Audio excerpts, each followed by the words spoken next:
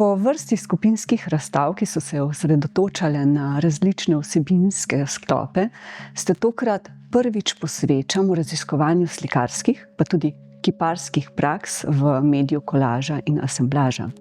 Tehnikam torej, ki jim lahko v moderni dobi sledimo od kubizma, dadaizma, konstruktivizma naprej, prek pop-arta in konceptualizma, vse do postmodernizma in pa sodobne večmedijske umetnosti. Pri omenjenih tehnikah bi izpostavila, da umetniki svoja dela gradijo na osnovi dekonstrukcije prvotnega materiala, ne gre za papir, tekstil, les, PVC, kovino, torej s pomočjo najdenega in industrijsko izdelanega materiala, in da naj kolaža ne bi bilo težko ločevati od asemblaža. Načeloma za razmejitev velja, če gre na steno, je kolaž, če gre v prostor, je asemblaž. V praksi pa ta razmejitev ni popolnoma jasna iz preprostega razloga, ker so te tehnike doživele svoj vrhunec v modernizmu. Osnovno načelo modernizma pa je bilo razbijanje vsakršnih meja. Razstava plastenja zajema dela 29 slovenskih in pa v slovenskem prostoru delujočih umetnikov in umetnic vseh generacij, ki so omenjene tehnike uporabljali kot svoje primarno izrazno sredstvo ali pa občasni postopek dela. Njihova dela pa so v časovnem razponu od konca 60. let pa vse do danes. Plastenja ponujajo v razmislek omenjeni razkorak med jasnimi definicijami in pa umetniško prakso. Se izkaže, da so dela, ki nedvomno sodijo v okvir zgolj ene od obravnavanih tehnik, prej izjema kot pravilo. Tako nekateri umetniki svojih tridimenzionalnih del ne postavljajo v prostor, temveč jih prislanjajo ob steno ali pa obešajo na steno, medtem ko drugi dvodimenzionalna dela postavljajo v prostor, tretji pa celo iz kolažev in asemblažev gradijo inštalacije.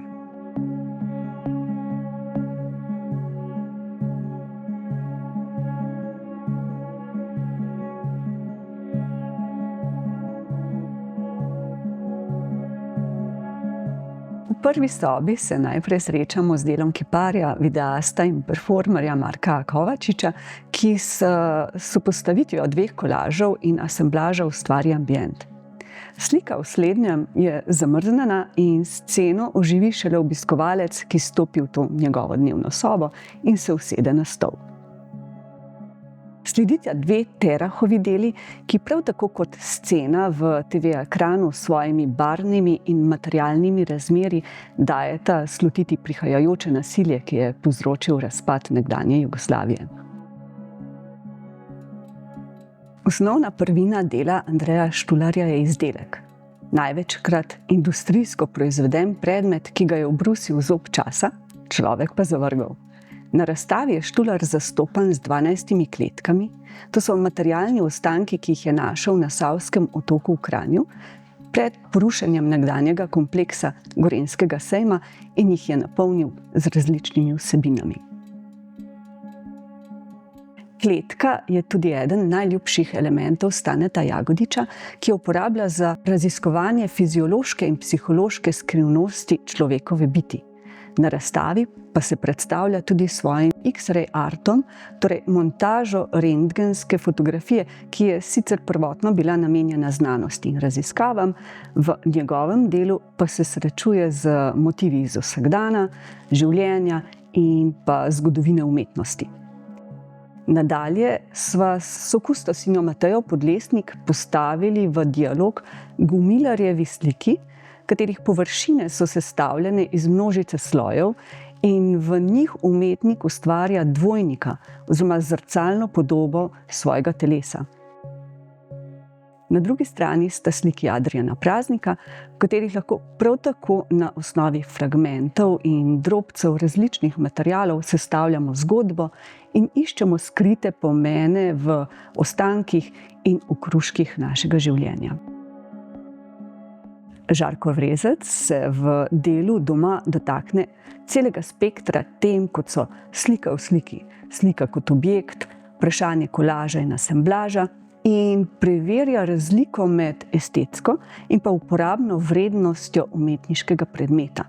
Njegovo delo se uresniči, ko obiskovalec iz objekta vzame kolaž in tako slika potuje po prostoru.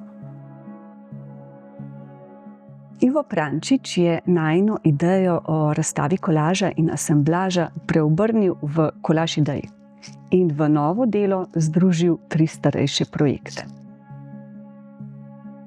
V drugi sobi je prikazan diptih Alenke Pirman, v katerem umetnica predrugači fotografije iz družinske zapuščine v podobo generične krajine.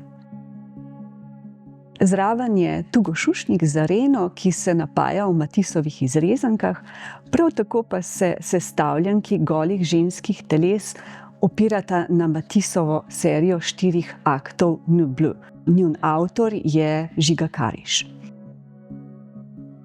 V nasprotju z eksplicitno erotičnostjo Kariževih aktov pa Mina Fina gola ženska telesa v pornografskih revijah prebarva in se poigrava z negativnim prostorom. To sobo zaključi slika Mita Gegića z motivi živali oziroma lova, ki je zanj značilna, medtem ko se sama konotacija lova pri njem spreminja glede na aktualne družbeno-politične razmere v državi. Na hodniku se srečamo z deli Small but Dangerous. Pri njunih kolažih ne gre toliko za dodajanje različnih materialov na izbrani nosilec, kot za usmerjanje gledalčeve pozornosti na to, da so se ti materiali odtrgali od nečesa večjega. Na hodniku so še fotografije Vanje Bučan, ki v svoji zaključni fazi same po sebi sicer niso kolaži, je bil pa v procesu njihovega nastajanja je umetnica uporabila tehniko kolažiranja. V drugem nadstropju nas v razstavo uvede delo VSSD. Gre za prostorsko sliko in pa inštalacija Alena Ožbolta, kjer gre za kombinacijo slik in objektov, ki so vsi narejeni iz odpadnega papirja in kartona ter deževnice. Razstavo nadaljuje kolaž Mirsada Begića. V nasprotju z njegovimi kiparskimi deli tovrstni kolaži nastajajo bolj hipno, bolj neposredno. Zanje pa uporablja material, ki ga ima v tistem trenutku pri roki, kot sta na primer časopis in kava. Serija kolažev Dušana Kirbiša kaže na njegovo afiniteto do besede oziroma do literature. Napise v kolažih pa lahko smatramo za nekakšne pejsaže nezavednega. Polonca Lovšin v svojem ustvarjanju izhaja iz vrednot, kot so trajnostni razvoj, soodvisnost in sodelovanje. V kolažih kombinira podobe arhitekture, zemljevide, motive iz narave in ikonične podobe iz umetnostne zgodovine. Pri orientaciji gledalca ima pomembno vlogo beseda, ki je na eni strani ročno zapisana v oblačkih, na drugi pa besedilo, ki je zapisano s tipkalnim strojem in vsebuje različne poljudno-znanstvene informacije. Mojca Senegačnik se predstavlja z delom Ostanki dneva, v katerem se s pomočjo besedilnih fragmentov, fotoarhiva iz otroštva in s časopisnimi izrezki poglablja v lastno preteklost. Njeno delo Na pavz papirju tvori dialog z delom Igorja Anđeliča, in sicer fotografijo v slojih položenih pavz papirjev in pa serijo diorama, v kateri fotograf in oblikovalec združuje elemente arhitekture, fotografije in minimalizma. Ob delih Mladena Stropnika pogosto odpovejo ustaljeni načini razumevanja umetniškega dela. Preprosto zaradi tega, ker Mladen briše ločnice med dogodki in dejanji v lastnem vsakdanju. Naj gre tu za poslušanje glasbe, za branje, za počitek ali za sam proces ustvarjanja. Soba se zaključi s skupnim delom Nevene Aleksovski in Maje Babič-Košir, pri čemer prva prispeva slikarske elemente, druga pa kiparske. Če omenjeni umetnici dobesedno plastita različne materiale, gre Viktor Bernik v obratno smer. Torej, najprej v izbris podatkov v različnih promocijskih revijah, v katere nato dotiskuje ali pa izrisuje reprodukcije ikoničnih podob iz zgodovine performansov v javnem prostoru. V zadnji sobi se najprej srečamo s serijo kolažev Maruše Štibelj, iniciatorke festivala Kolaža Kaos. Umetnica v 17 kolažih malega formata združuje fotografije in naplavine iz reke Kolpe.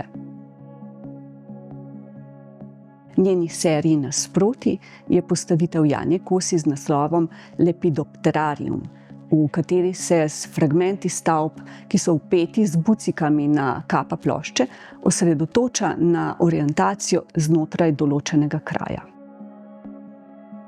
Emerika Bernarda predstavljamo z dvemi deli, ki pričata o njegovem raziskovanju nosilca. Tudi sam je namreč zapisal, da je kot slikar na preizkušnji. Preizkuša pa ga nosilec, ki ni več tradicionalno pravokotno zamejena podlaga, temveč je postal fluidna in odprta snov. Sobo zaključi njegov študent Marko Tušek z delom Paramount, kjer gre očitno za tridimenzionalno delo, ki pa je vpeto na steno in ga umetnik sam smatra za sliko. Tuškova dela lahko nastajajo več let, umetnik pa jih zaključi, ko začuti, da so dovolj zapolnjena z asociacijami.